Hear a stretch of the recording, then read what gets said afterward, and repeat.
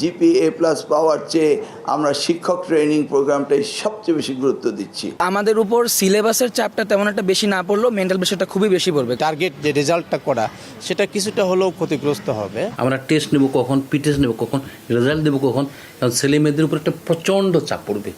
SSC শুরু করব জানুয়ারি 7 তারিখ 2027, শেষ হবে 6 ফেব্রুয়ারি 2027, আর HSC শুরু করব 6 জুন এবং শেষ করব 13 জুলাই।